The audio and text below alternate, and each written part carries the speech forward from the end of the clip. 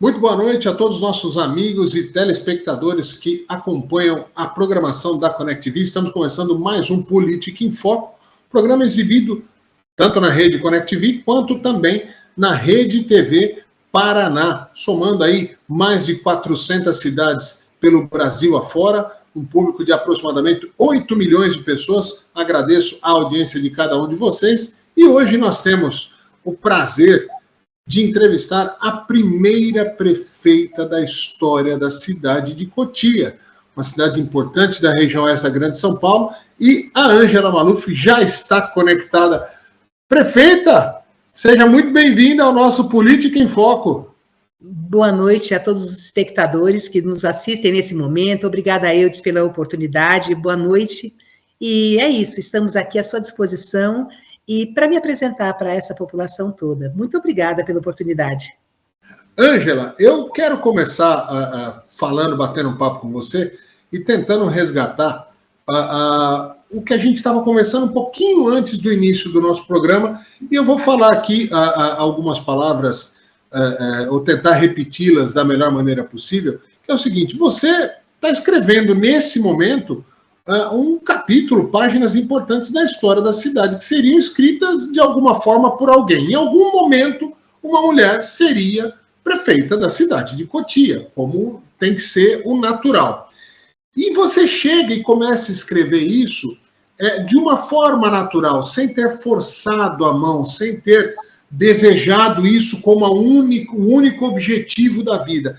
E traz consigo uma carga de energia positiva, uma carga leve, uma coisa de apoio, de incentivo dos seus pares, dos seus amigos, dos seus secretários, do mundo político ao redor de você.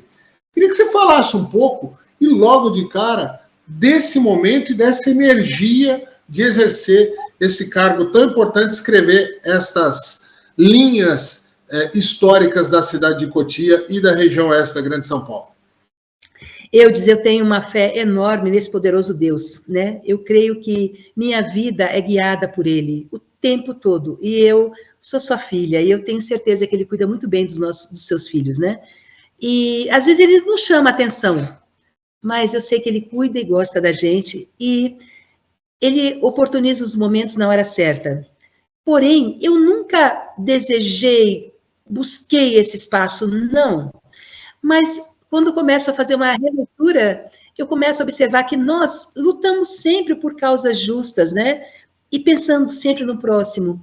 Eu acho que o grande olhar importante, que mais hoje do que nunca a gente tem que ter, é para o próximo.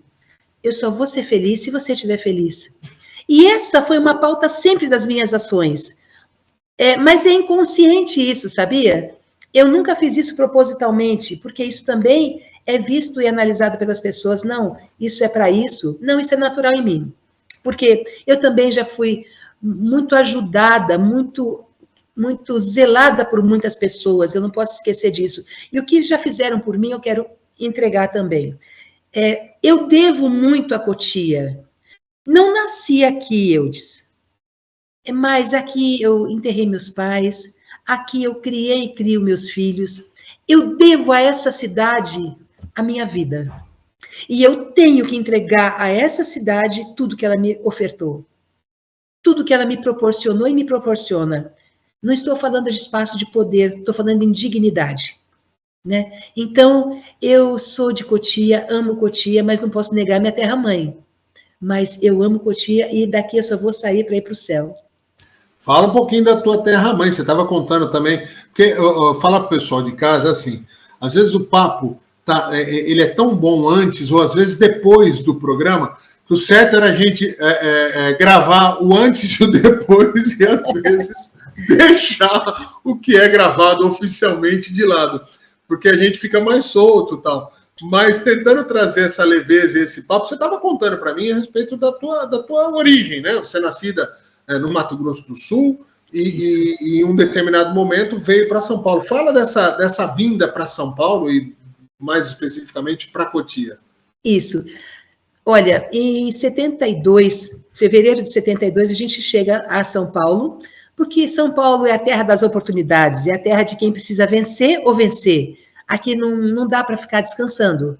É uma terra de muito trabalho, mas também, ao mesmo tempo, ela reconhece a sua contribuição, né? Em todas as áreas. Nós temos aqui pessoas do Brasil todo, do mundo todo, e acolhemos muito bem, e recebemos muito bem. É uma característica de São Paulo, do Brasil, né?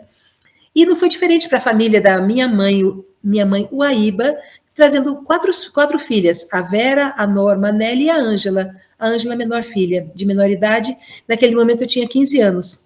E nesses 15 anos eu estava estudando, estava em idade escolar, mas era importante nós sairmos daquele ciclo que nós estávamos vivendo, que a família nem sempre é esse lar que nós idealizamos, né? Feliz, próspero. Estávamos numa situação bastante delicada familiar e foi importante nós nos desligarmos um pouco. Então, minha mãe veio para São Paulo com 4 filhas. 4 filhas, e minha mãe ainda dizia assim, mas vocês são mulheres, se eu tivesse pelo menos um filho homem, o que vai ser de vocês e de nós? E naquele momento a gente se comprometeu com a minha mãe que nada faltaria para ela, que nós íamos zelar por ela, íamos dar casa, comida e proteção, dignidade e uma vida sem violência. E desde então eu me vejo trabalhando, trabalhei em várias áreas, eu não posso nem enumerar quantas, acho que já era um livro isso, o conteúdo. E trabalhei sempre a vida toda, e eu entendi desde então que o trabalho é muito importante na sua vida. Todos merecem a oportunidade de trabalho, porque esse trabalho te entrega uma remuneração. E essa remuneração, você paga o seu aluguel, você compra a sua comida. Não, a cesta básica é importante como emergência, mas eu tenho o direito de escolher as coisas que eu tenho vontade. Porque eu tenho vontade, eu tenho desejos de comer uma barra de chocolate, eu tenho uma vontade de tomar um banho com sabonete cheiroso. Não é só aquela necessidade emergente, mas eu tenho meus desejos também como pessoa. E é esse salário, é esse trabalho que me oportuniza esse momento de estar com dignidade. Então, e cheguei em São Paulo, trabalhei bastante em várias áreas. Quando eu cheguei aqui em Cotia, eu estava no meu primeiro casamento, foi em 85. Nós estávamos em vésperas de ir para a Alemanha. E, nesse momento, a gente comprou um terreno e largamos o terreno e fomos para a Alemanha. Fomos morar lá, o meu filho mais velho. E, quando retornamos, nós voltamos no ano que foi quebrado o Muro de Berlim. Foi uma ação política também para a humanidade muito importante. E, quando nós chegamos aqui, viemos ver o terreno de novo, eu falei, nossa, eu me identifiquei tanto. Eu tive uma outra leitura também daquele espaço físico, geográfico. Eu falei, é aqui que eu quero ficar. É aqui, eu preciso estar aqui. E foi uma emoção muito grande que eu senti. E ali construímos nossa casa, criamos nossos filhos. E tudo isso que eu já te falei, minha vida começou ali, naquele momento, em 88, 89, aqui em Cotia. Ô, Ângela, eu ouvindo a tua história e ouvindo um pouco... Quando a gente conta da nossa história e fala abertamente como você fez, a gente acaba deixando algumas leituras muito simples, muito fáceis. E eu vejo que você tem no teu discurso político muito do que você viveu o tempo todo. Tudo que você fala eu já ouvi no seu discurso político, que não é um discurso de direita, também não é um discurso de esquerda, e parece que isso é uma coisa proibida nos tempos de hoje na política. Se você não é de direita radical ou de esquerda radical, é como se você estivesse fora do mundo político. Como é que você, e aí levando o assunto para a política, como é que você tem vivido esse momento, que não é de agora, né? E não é um fenômeno só brasileiro, é um fenômeno mundial, de radicalismos, sendo que quem conhece um pouquinho de política, enxerga no seu discurso traços vamos dizer, de informações de direita com de esquerda, ou melhor, não são nem traços, são pautas que são sequestradas pela direita, como se, por exemplo, falar em crescimento, em meritocracia fosse uma pauta obrigatoriamente só da direita, ou falar de cuidados com o ser humano fosse uma coisa exclusivamente da esquerda. Como é que você tem vivido esse momento político? Você é uma mulher experiente, uma política experiente e que agora, como a gente já falou, está num momento especial da sua vida pública. Eudes, como eu observo a sua postura na sua fala, esquerda e direita, a gente tem que ter o equilíbrio, não em cima do muro. A nossa posição sempre para promover vidas e dignidades humanas, mas o equilíbrio é fundamental. A esquerda tem a sua forma saudável também, a direita também tem, mas esquerda e direita é quase que como partido, se você me permite. Qual partido você é? Então você é assim? Não. Nós temos que estar ligado a um partido político, mas em todos os espaços existem positivo e negativo, em todos os espaços. Eu quero estar sempre próxima do que é correto, do que é justo para todos. Essa palavra justiça é muito pertinente à minha pessoa. É correto? Ok. Não é? Ok também, não vai ser. Porque tem que ser assim, né? Não pode ser de qualquer jeito. Tratar de vidas, tratar de famílias é muito sagrado, né? Então nós temos que zelar por essas pessoas todas. Então, o equilíbrio e o diálogo. Quando você me fala em queimar pneu, eu não gosto disso. Eu não gosto porque não é um diálogo urbano, né? Não é bacana. Ele é poluente, ele vai trazer transtorno para um monte de gente, sendo que você só quer falar comigo alguma coisa. Então, venha falar, né? Senta aqui, vamos conversar. Eu creio sempre que também nas suas falas negativas, para mim, naquele momento, eu tenho que te ouvir. Eu tenho que te ouvir e falar, nossa, você tem razão, mas vamos fazer de tal forma? Me espera um pouquinho, porque aqui tudo é licitado, nada é para ontem, não conseguimos, a gente tem que ter justificativa para as nossas ações políticas. Claro, você tem que estar embasada, porque o dinheiro não tem uma caixa de valores aqui, eu tenho que buscar em outras esferas, nacional, estadual, mas eu tenho que ter justificativa.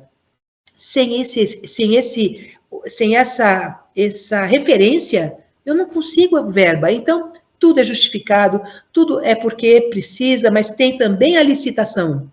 Eu não posso também promover para o Eudes um benefício, porque, meu amigo, não. A licitação é fundamental. Todos participam e vai ser eleito quem tiver o melhor valor para o produto que nós estamos solicitando, para a política que a gente está precisando. Né? Então, eu acho que a arte do diálogo, e sair um pouco dessa coisa, se você me permite, antigamente, mas não é muito antigamente, até recentemente, eu falava assim, olha, eu fiz um projeto muito bom, Eudes, eu estudei esse projeto por 1 ano, ele é necessário, nós temos que fazer, porque eu entendi. Quando você fala em política pública, não sou eu. Eu tenho que ir até você, ouvir você e atender os seus anseios, as suas necessidades. E quando eu falo que no meu projeto tem nós, Eudes, pode ser só eu e você, mas somos nós. Somos nós. Então, nós é o coletivo. E esse coletivo tem que ser consultado todo o tempo. E esse olhar, abrangendo toda uma população, as necessidades são muito plurais, né? Em cada espaço você tem uma necessidade diferente. Então, essa sensibilidade, e é necessário estar nesses espaços andando, sentindo, observando e ouvindo. Então, isso para mim é um centro que dialoga com todos os lados, mas eu entendo que isso tudo é um todo, né? É universalizado. Se você ficar bem, eu fico bem. Então, se na Zona Norte eu beneficiar a Zona Sul, ok também, tem gente feliz. Então, não é só... Às vezes, o prefeito postar... Eu observo muito algumas postagens do prefeito, Rogério Franco, e ele, às vezes... estamos aqui desenvolvendo tal ação. Alguém fala, mas aqui não. Meu Deus, não dá para fazer tudo o tempo todo, naturalmente, organicamente, primeiro uma coisa, depois outra. Mas tudo vai ser feito. Como que a sua, aproveitando aí que você citou o prefeito Rogério Franco, que está licenciado nesse momento, como que é a tua relação com ele? Como que foi essa sua aproximação política lá atrás, não agora, né? O caminho que foi construído para você passar de vamos dizer, de uma integrante de um grupo político a ser a vice-prefeita e agora desfrutar dessa confiança, porque a gente sabe que tem muito prefeito que não tira férias, não se afasta, para não deixar o vice sentar na cadeira. A gente já viu histórias assim em tudo quanto é lugar. É uma relação, esse ato de você assumir, é uma relação de confiança mútua também. Conta um pouquinho dessa história para a gente. Eu disse, se você me permite falar sobre isso, é até curioso. Se você fala, você é muito amiga, desculpa, você é muito amiga, eu estou sempre na casa dele, almoçando e jantando com ele, isso não é fato, isso não é real. Entre nós existe uma relação de muito respeito, eu tenho uma admiração pela família dele enorme, família de imigrantes portugueses, pais que lutaram chegando aqui com todas as dificuldades, a Mara Franco, uma pessoa com uma capacidade de falar com a população, principalmente os mais necessitados, que eu me identifico também, mas ele é de uma soberania, de um equilíbrio que me encanta. Um rapaz jovem, 40 anos, 40 e pouquinho, e ele chega e tem equilíbrio, e tem sabedoria, e se coloca e realiza. Então tem uma admiração da minha parte enorme. E quando ele me chama, sempre se falou muito, tem que ter mulher na política. Mas você pensa que é fácil, Eudes? Não é, não. Não é. É um mundo já protagonizado por toda uma vida pelo grupo masculino. Mas nós, não que sejamos mais, não. Volto ao centro. Somos todos pessoas que podem promover a harmonia. Mas porque o mundo é feito de homens e mulheres. Portanto, nós temos que contribuir, sim. O nosso olhar de mulher é muito importante. E embasado nessa questão toda de política de mulheres nacional, aqui no Brasil nós temos muito. Aí eu falei, tá bom, vou me candidatar. Então, vou me candidatar. Então, me afastei do cargo de Secretaria da Mulher, a primeira secretária da Mulher da Grande Oeste, da Grande São Paulo, a quarta do Estado. Me afastei para promover mais mulheres na política, porque quando eu vou com todas elas, eu não vou sozinha, é o coletivo de mulheres. Aí tá, eu ia de madrugada distribuir o tal papelzinho com a sua história, eu ia para as lombadas são aquelas ondulações nas ruas, eu ia pessoalmente, porque eu queria que as pessoas conhecessem essa pessoa que estava pedindo uma oportunidade. E pedi numa eleição, pedi na segunda eleição, sempre estive como a mulher mais bem votada, mas não consegui estar com aquela cadeira no Legislativo para Ângela Maluf. Aí tá bom, na terceira tentativa, em plena pandemia, aquela situação caótica que nós vivemos, naquele momento, eu também, pela terceira vez, eu me arriscava a uma cadeira legislativa.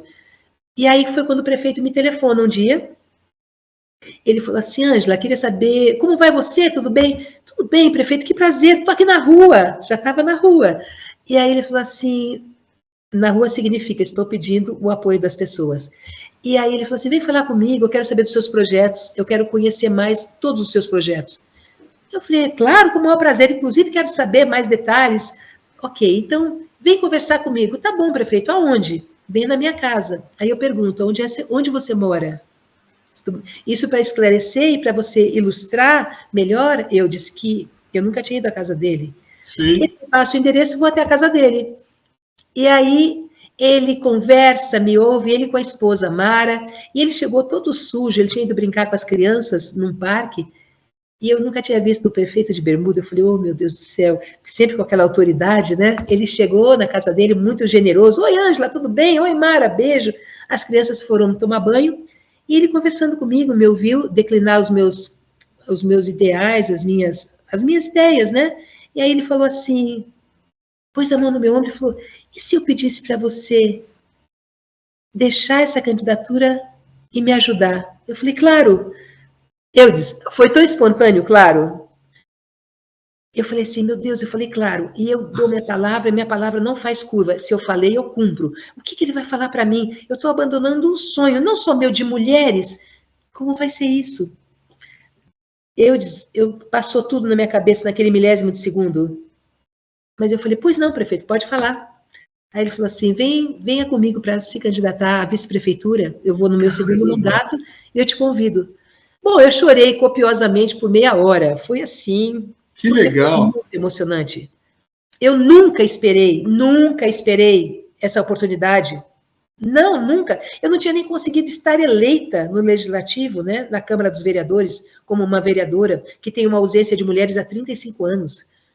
Como que eu vou conseguir? Muito tempo! Como que eu vou? Eu falei, meu Deus do céu. Meu peito encheu de gratidão, de graça, agradeci muito a Deus, agradeci muito a Ele, eu vejo como sempre pessoas que são anjos, né, são mediadores da palavra do Senhor. Eu sinto isso. E aí foi isso que aconteceu. Estive aqui, então vim como vice-prefeita, muito honrada também, muito feliz. E você sabe que é um cargo interessante, é uma função interessante, porque a função do vice-prefeito é essa. Qual é a função? É da política da cidade. Você auxilia o seu grande prefeito, seu grande gestor, a trabalhar junto com ele. E... Tem uma frase na política que fala assim: qual é a função do vice-prefeito? É a função que o prefeito determinar. Porque então, no papel ela é frágil, não tem uma coisa escrita, né? Sim. É ficar ali no banco de reserva. Agora, se o prefeito determinar que você vai atuar, que você vai ser uma conselheira, que você vai estar ao lado dele, você faz isso. E eu imagino que tenha sido esse o caminho. Mais ou menos. Ele não me falou, vai para ali ou vai para lá. Ele não falou. Ele falou, esse é seu espaço de trabalho. Me deixou muito à vontade. E me deu um encantamento maior ainda pelo respeito à minha pessoa, ao meu olhar, à minha forma de pensar e ser. Ele não determinou como tinha que ser. Como ele conhece que meu trabalho, é muito intenso, e eu gosto de trabalhar. Então, ok. E aí eu comecei a trazer vários projetos para ele. Aí eu falava, prefeito, o que você acha disso? Me explica sobre isso. Ok, muito bom, toca. Prefeito, o que você acha sobre isso? Ele nunca disse não ao trabalho. E como vai de encontro à minha forma de ser também. Então, eu não tive esse direcionamento para cá ou para lá. Faça, trabalhe, mas é bom fazer bem feito também. Não que ele tenha dito isso, mas eu sei que a postura dele é muito dessa forma. Vamos trabalhar bonito para fazer bem. Ô, Ângela, eu antes de mudar a nossa pauta, parar de falar um pouquinho desse momento tal, e desse momento não, dessa história, e falar do momento em si, um pouquinho da cidade de Cotia, eu vou fazer uma pergunta bem ousada, que é aquelas que dá um corte, né, depois, tal. Você é candidata a prefeita de Cotia? Como eu te falei, a minha vida é uma surpresa constante, né? Eu estou aqui representando o prefeito que está em férias, que há 6 anos ele não tirava. Então, ele me permite estar aqui como prefeito, uma oportunidade ímpar. Eu pensava estar aqui? Não. Ele me falou, alguns dias antes da viagem, estou saindo, você fica, então, assumindo. Ok, aconteceu. E a ansiedade não faz parte da minha vida. Não faz, eu acho que isso não faz bem para ninguém. Aquela busca incessante, eu preciso, eu quero, eu acho que escorre no vão dos dedos. Então, trabalhe sempre com dignidade, com moral, com respeito, e tudo, e você está sendo filmado o tempo todo, né? E nosso mandato termina dia 31 de dezembro de 2024. Até lá vou estar trabalhando. O que pode acontecer, eu não sei. Você gostaria? Eu gostaria, você gostaria, todos gostariam. E vamos aguardar, é um momento também importante da política, a gente tem que ter muito cuidado e respeito a todas as pessoas que também têm essa intenção, né? Mas nesse momento eu não estou focada nisso. Eu quero só que quando ele chegue, eu falo, apresente meu relatório, que eu sou disso, de ter um caderno com tudo declinado das minhas ações, e quero mostrar para ele o que foi feito, o que foi falado, em nome dele, né, ele tem que saber, para dar continuidade aos trabalhos. Mas é uma oportunidade, é aquela história do test drive mútuo, né? Porque a população pode experimentar, ter o gostinho da Ângela Maluf prefeita, e a Ângela também está fazendo test drive nessa cadeira importante aí. A sua resposta, eu entendi, foi, vamos dizer, cautelosa. Então, para arrancar uma resposta não cautelosa, e eu sei que ela vai sair, você aceitaria o desafio ou você tem medo de um desafio desse? Não tenho medo do trabalho. Não tenho medo do trabalho. Eu tenho uma convicção que, aonde você me colocar, eu vou te representar com dignidade, com respeito. Você não vai se envergonhar de ter indicado meu nome para alguma empresa, para alguma instituição, para alguma função. Jamais. Eu posso te falar, não sei fazer, não gosto, não sei fazer isso. Isso eu posso falar, é um direito também que eu tenho, que a gente não sabe tudo. Mas aberta para o diálogo, aberta para o sentimento da população, desse coletivo que eu acho tão importante, ouvir as pessoas. E não gosto dessa discussão, eu gosto de um encontro de pessoas que podem ter ideias contrárias, mas o diálogo é fundamental. Então, eu acho que é sempre muito importante ouvir essas propostas, que nem sempre é o que você pensava, mas elas são fundamentais para uma construção política. Ô, Ângela, vamos falar um pouquinho de Cotia, e assim, quem conhece a região oeste da Grande São Paulo sabe que as cidades não tem mais divisa, né? A cidade uma cidade entrou dentro da outra, tal, e os problemas são muito parecidos. Os problemas que a cidade de Osasco tem, Carapicuíba tem, Barueri, Cotia, eles são muito similares. Então eu vou falar de alguns deles aqui, e eu queria que você falasse em que pé está esse assunto em Cotia, e se isso ainda é um problema muito grande, está longe de ser resolvido. Eu vou começar, talvez, pelo mais grave de todos que a gente sente na região oeste da Grande São Paulo, que é segurança pública. Infelizmente, eu, morando aqui em Portugal, quando acesso a Record News, por exemplo, que tem aqui na TV portuguesa, a gente, infelizmente, quase todos os dias, crimes hediondos, crimes graves, tráfico de drogas, coisas horrorosas que acontecem, e aí eu fico ali torcendo para falar de outra região, porque a gente acaba querendo proteger a nossa região, né? Eu sou nascido na região oeste, sou de Osasco e tal, e aí toda hora eu vejo lá, o crime aconteceu em Osasco, aconteceu em Cotia, aconteceu em Carapicuíba. Como é que faz? O que está faltando para um combate mais duro e efetivo da criminalidade na nossa região? Olha, eu entendo que a nossa extensão geográfica e o tamanho da nossa população, esses fatos ocorrem sim, né? Mas são bem pequenos, eu posso te garantir. Temos uma GCM maravilhosa, uma Secretaria de Segurança potente, e temos um comprometimento da nossa GCM espetacular. Por exemplo, nós tivemos essa questão no início do ano, quando foi das escolas, lembra-se daquela invasão, daquela violência? Sim. Naquele momento, eu fui chamada a uma cidade da Grande Oeste para falar sobre o nosso sistema de segurança. Eu fiquei até um pouco constrangida, sem vaidade, mas fiquei constrangida porque eles estavam precisando que a ronda passasse mais vezes nas escolas. E naquele momento, nós tínhamos em todas as escolas municipais totens de segurança. Todas as escolas estavam sendo municiadas. Nós temos uma sala enorme de inteligência da nossa GCM, que tem policiais preparados para atender aquela visão de todas aquelas telas espalhadas na cidade toda. Naquele totem eu tenho a fala, eu tenho a câmera que me filma, 360 graus. E naquele momento também, nós já tínhamos cercado todas as escolas com uma rede de inteligência para visão, monitorando todo esse muro do entorno da escola. Não teve nenhum fato que ocorreu em Cotia. E aí você fala, por que eu fiquei constrangida naquele encontro? Porque naquele encontro as pessoas estavam pensando o que fazer. E a nossa gestão, o nosso governo, já tinha ano passado desenhado esse projeto para a proteção das nossas crianças, das nossas famílias. Então, como é importante nós termos um olhar avançado, não pode ser muito míope, não, porque as urgências se apresentam e a sensibilidade de uma gestão é essa. Vamos preparar isso, porque até licitar, até acontecer, é quase um ano, nós teríamos um espaço muito frágil. Então, nossa cidade, temos 35, 36 totens espalhados nos pontos mais importantes, onde estão também sendo monitorados. Se eu precisar de ajuda, eu vou até um totem. Se eu fui assaltado, eu vou até o totem. Essa imagem 360 graus já localiza a pessoa que fez algum ato infracional. É muito bonito o trabalho que nós desenvolvemos aqui. E eu tenho muita segurança de morar em Cotia. Não moraria em outro lugar. Moro em Cotia, com certeza.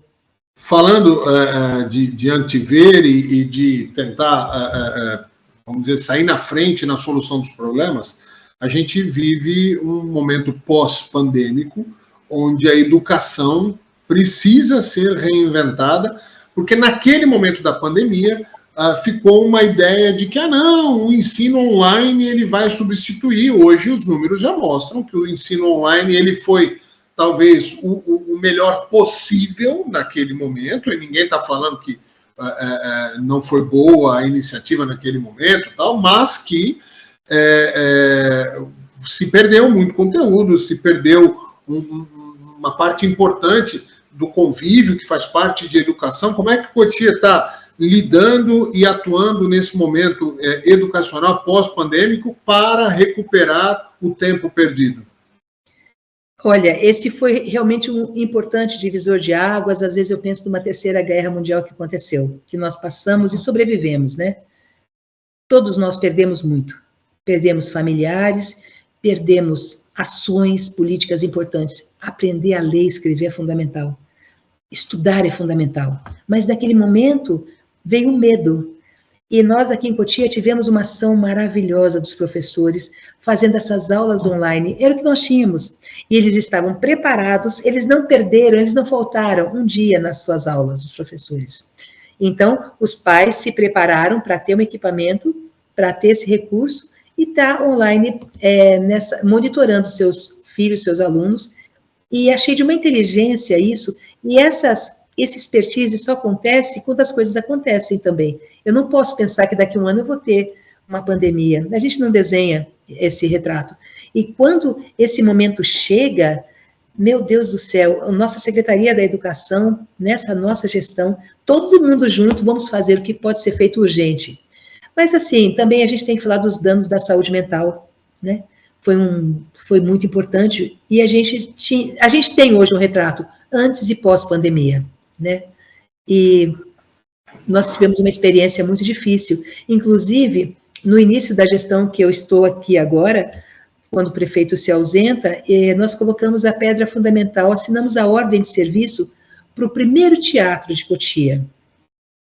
Um teatro com 500 poltronas confortáveis, com todo o status de um grande teatro para receber grandes espetáculos.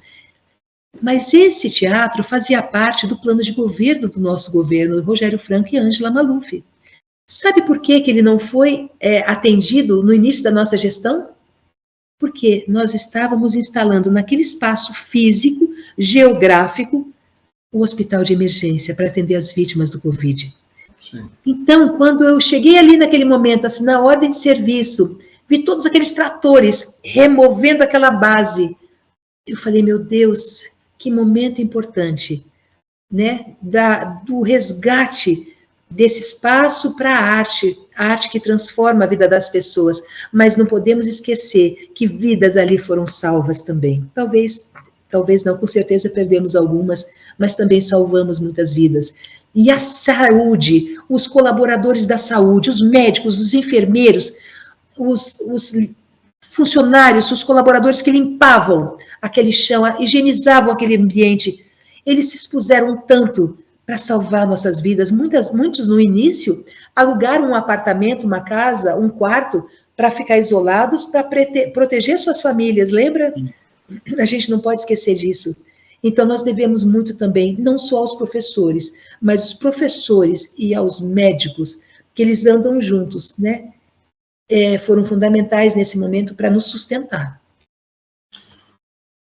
Cotia é uma cidade vocacionada por natureza, por ser uma cidade de dimensões grandes, por ser uma cidade que tem muita natureza ainda, né, se não intocada, mas muito preservada. É uma região que tem uma vocação turística natural. Além disso, a gente sabe que acabou virando um grande polo, vamos dizer, de residências de luxo, de alto padrão, por causa de alguns condomínios, e isso atraiu grandes empresas, shoppings, tal, tem uma série de serviços que hoje Cotia oferece.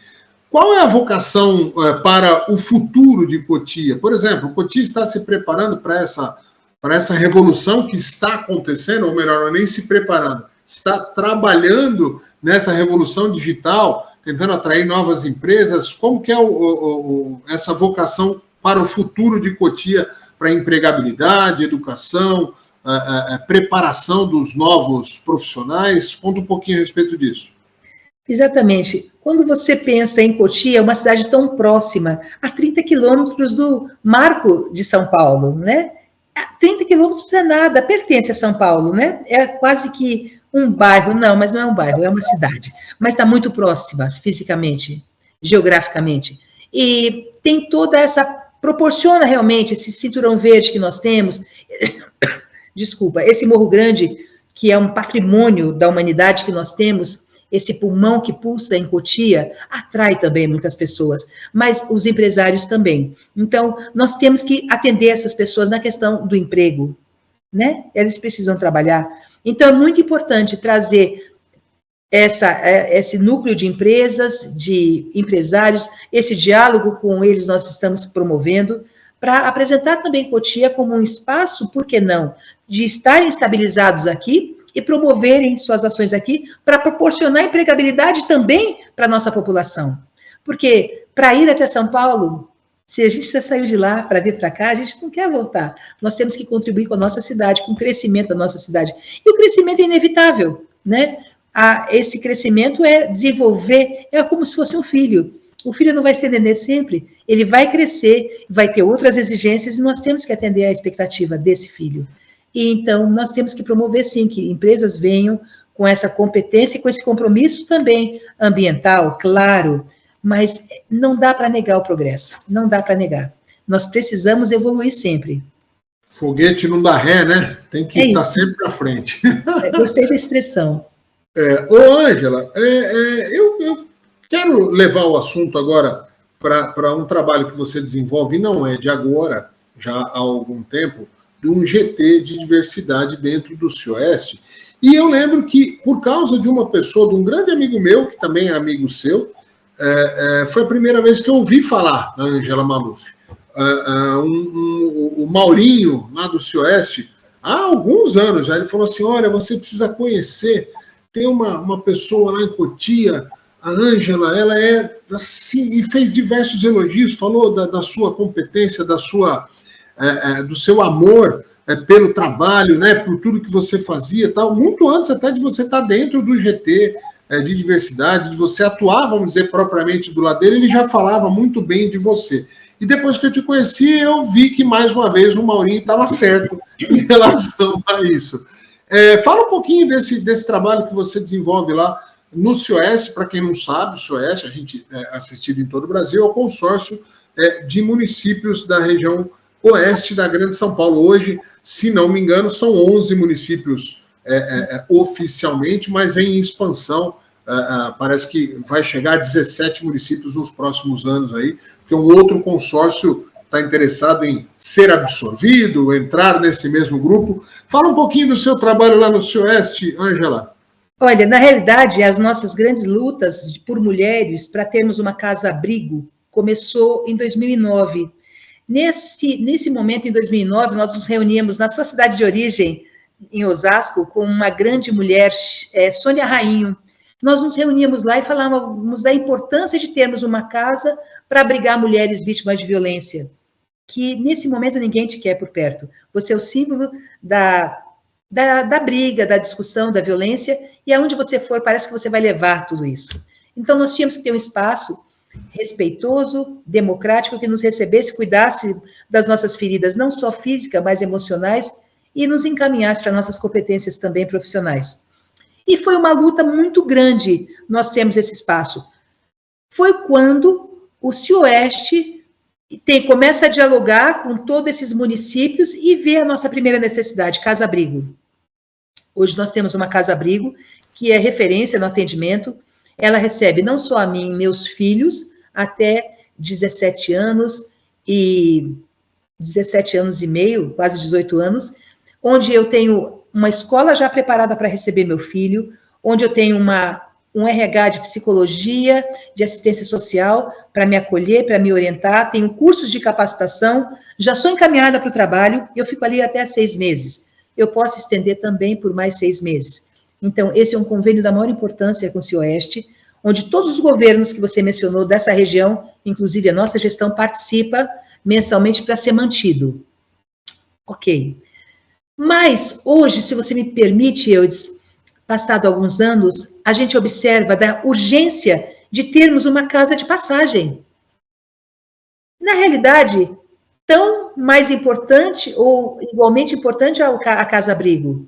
Porque quando me machucam de madrugada, no fim de semana, a delegacia da mulher está fechada para me acolher. Para onde que eu vou?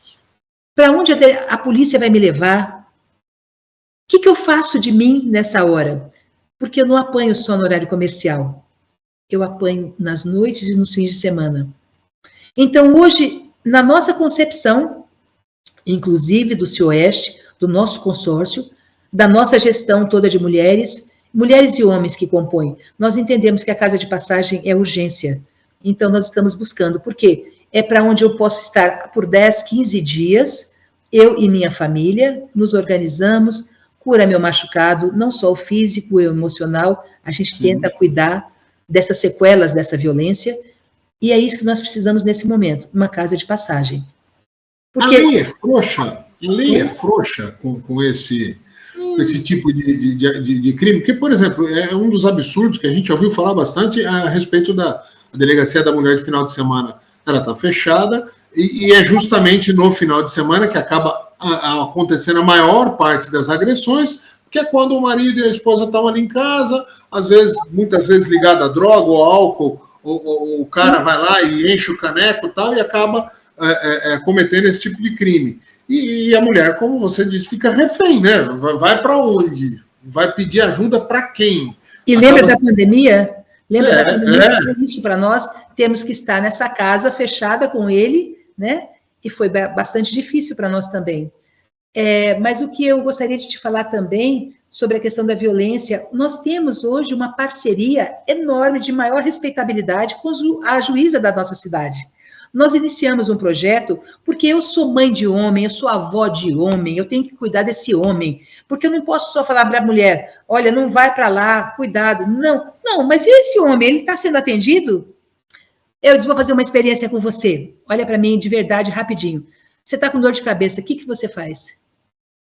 Eu vou tomar remédio. Então, assim, você viu o seu rosto? Você olhou, pensou, vou tomar remédio. Bem exato, né? A mulher, nossa, eu tô com uma dor de cabeça, ai, apaga um pouco essa luz, ai, acho que eu vou deitar um pouco, eu não tô bem, ai. Ela faz um drama, ela faz todo um gestual. E o homem, nós ensinamos eles a serem brutos.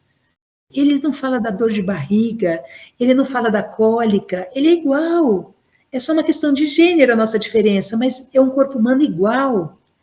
Mas ele não sente dor, ele não sabe manifestar a sua dor. E diante desse cenário todo, nós começamos a fazer um grupo, alguns anos atrás, Homem Consciência, que era trazer as questões desses homens com medidas protetivas da Delegacia da Mulher, trazíamos para cá e começávamos a dialogar. E nós temos um grupo grande de voluntários. Eu gosto muito de trabalhar com voluntários, porque o voluntário não tem dinheiro mensurado para atender essa população. E é uma coisa de, eu quero estar junto, eu quero participar desse grupo. E um grupo fenomenal. Aí, por exemplo, agora nós temos uma juíza, a doutora Andressa falou, nós vamos ter que alterar o nome. Eu falei, por quê? Porque agora nós também temos um casal homoafetivo de mulheres. Então, agora não pode ser Homem Consciência. Então, hoje o nome do nosso projeto chama-se Lar em Paz, que nós atendemos todas as pessoas com medida protetiva, né? Então, é uma grande conquista nossa cuidar desses homens também, falar com eles, falar da importância da atividade física quando você está nervoso. Vai correr, levanta um peso, pega um ferro, né? Faz um exercício, é importante você suar, porque você desenvolve uma endorfina positiva, que te dá alegria, que te dá calma, serenidade. Assim você volta para casa, não volta pilhado, que não vai dar certo, né? Então, é essa política que a gente faz. Por essa o equilíbrio. A busca. Você está falando de novo em equilíbrio, em outro tema. Então, para você ver que a tua filosofia ela é pautada pelo equilíbrio em diversos momentos. Aí você citou isso. Ângela, infelizmente, nosso programa já está acabando, nosso papo está acabando, e é essa sensação que a gente fica, né? Quando o papo é bom, quando o papo é gostoso, ele é franco, ele é sincero, ele passa muito rápido, né? Eu quero agradecer a tua disponibilidade de participar do Política em Foco, de falar abertamente, e eu acho maravilhoso quando um entrevistado nem questiona, mas qual vai ser a pauta?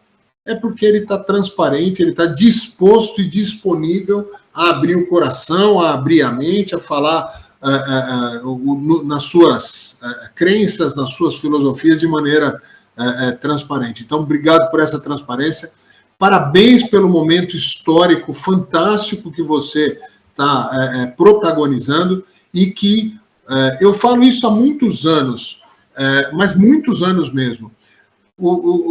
Quem dera a gente tivesse, por exemplo, no Legislativo, metade de mulheres, não por cota, não obrigado a votar assim, mas porque a sociedade escolheu assim. Acho que a gente teria mais equilíbrio no jogo político, no melhor sentido da palavra. Então, parabéns por esse protagonismo, que inspire muitas outras mulheres, e homens também se inspirem com esse momento, e as suas considerações finais.